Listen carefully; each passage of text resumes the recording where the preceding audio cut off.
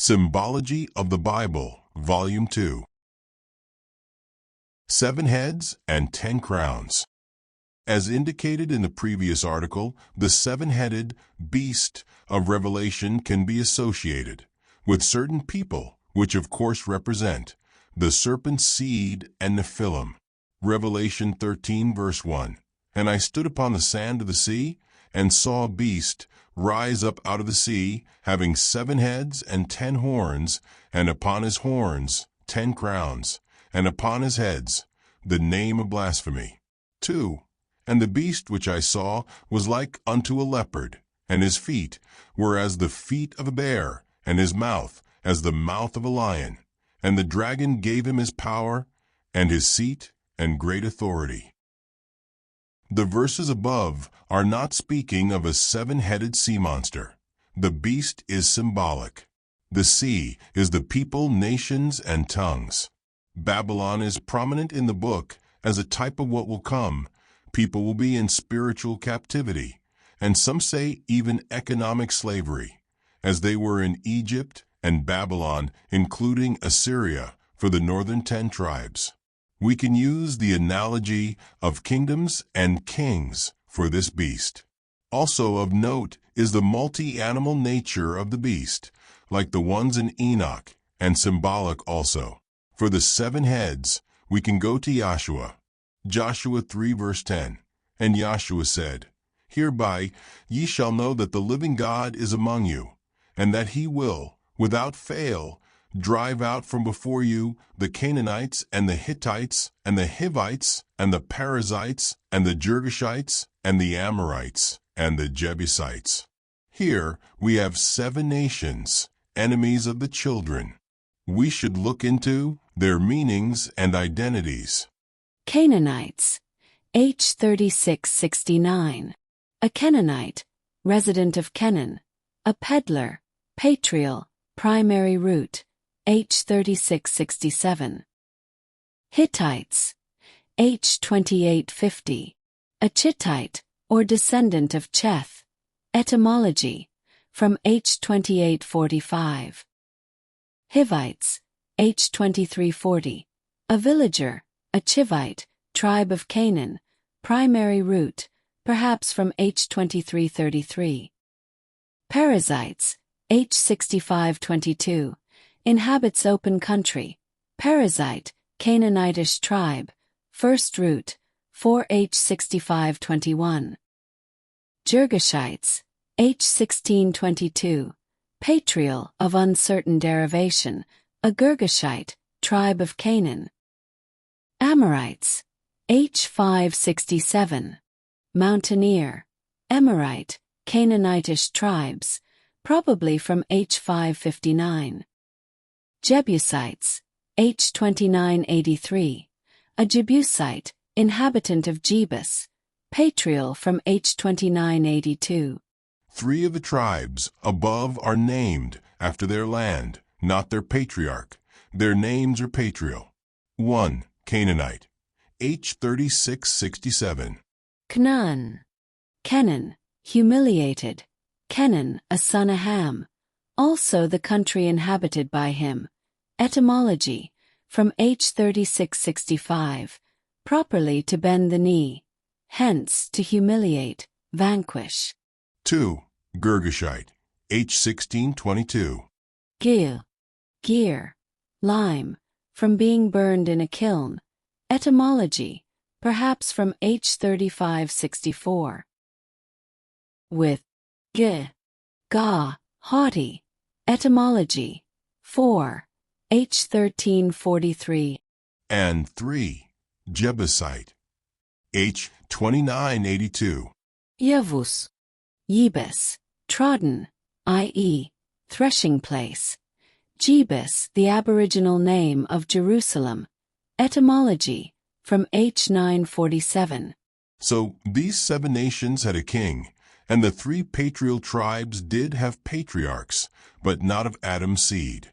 Thus, these 3 patriarchs would also have crowns. It is proposed that the 7 nations, with the 3 unnamed patriarchs, comprise the 10 crowns. Only one of the nations above has a patronymic name, meaning they are named after their patriarch, and that is the Hittites or Chittites, descendants of Cheth. Also, Strong suggests that the Amorites' name is probably patronymic from H559, which is H559. Amal. Amar. To say, used with great latitude. Etymology. A primitive root. KJV. Answer. Appoint. Avouch. Bid. Boast self. Call. Certify. Challenge. Now, for a look at Cheth and its root. Chat. H2845. Ha. Terror. Cheth, an aboriginal Canaanite. Etymology. From H2865. And H2865. Khatata. Hattat. Properly to prostrate, to break down by violence, or figuratively, by confusion and fear. The patrial tribes, therefore, are not necessarily descendants of Adam, but only named after the land they occupied. They claim to be of Canaan, but they are not. Their true patriarchs are the serpent seed and Nephilim, unnamed but crowned as their king, like impostors pretending to be Adamites when they are the serpent seed. And the three patrial tribes have roots, which prophesy about the harvest of the world. At the end of this age, everyone will bend a knee, and the enemy will be vanquished. The haughty will be fuel for the furnace, and many will be threshed on the threshing floor. Furthermore, the identities of the patrial tribes cannot be definitely attached to the children, as witnessed by Cain's genealogy. Genesis 4 verse 17. And Cain knew his wife, and she conceived and bare Enoch. And he builded a city, and called the name of the city, after the name of his son Enoch. 18.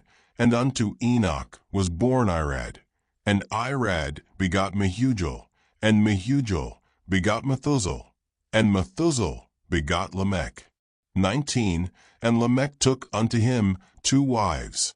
The name of the one was Adah, and the name of the other Zillah. 20. And Adah bare Jabal. He was the father of such as dwell in tents, and of such as have cattle. 21. And his brother's name was Jubal. He was the father of all such as handle the harp and organ. 22. And Zillah, she also bare Tubal-Cain, an instructor of every artificer in brass and iron. And the sister of Tubal-Cain was Naamah. And Seth's descendants. Genesis 5 verse 6. And Seth lived 105 years, and begot Enos. 9. And Enos lived 90 years, and begot Cainan.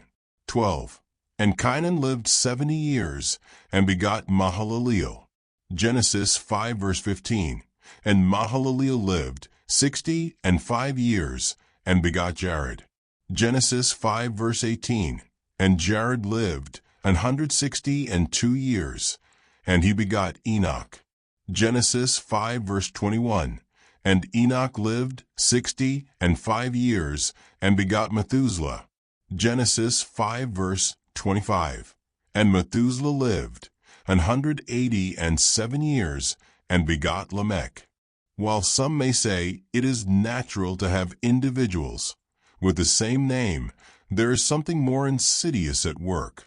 Note that Seth's sons lived, while Cain's had no life. Now let us look at some names. Upon examination, the descendants of Cain contain names very similar to those of Seth. The first 3 have slight variations in spelling, while the last 2 are identical. This is important to note, in view of the fact that even scribes with the duty of producing copies of the Scriptures are Kenite, descendants of Cain. There was opportunity for the serpents to make slight changes or even deletions and additions. It is interesting also that Cain had a descendant, Lamech, with the same name as Seth's, the one from whom Noah came. Also an Enoch, the same name as the Enoch that walked with God. It is a pattern of trying to superimpose their seed over Adam's seed, false ones, posing as the true ones. And this is important to keep in mind regarding the beast. Revelation 13 verse 3, "And I saw one of his heads as it were wounded to death, and his deadly wound was healed, and all the world wondered, better yielded, admired after the beast. 4. And they worshipped the dragon, which gave power unto the beast, and they worshipped the beast, saying, Who is like unto the beast? Who is able to make war with him?" This scenario can be construed as another deception, confusion perpetrated upon the people where the beast and a dragon double are worshipped, and when Lucifer does come, many will think it is Yahshua. A very insidious plan to sway as many away from the truth as possible. And the connection to the Nephilim, the fallen angels, can be found in the BD. Anak, H6061. Torques, collar. Ornament, necklace. Length of neck, a Canaanite. Anakims, Numbers 13:33. Anakims, H6062. Gens gigantum, a race of giants. Descendants of Anak. MS, Deuteronomy 1:28. Memes, H368. Timors, fears, terrors, formidable people, a tribe of gigantic stature. Anakims, Genesis 14:5. The giants were the offspring of the Nephilim, and they occupied the land of Canaan, along with the serpent's seed, the Kenite. All of the nations listed previously were offspring of the Nephilim or Cain, the serpent seed.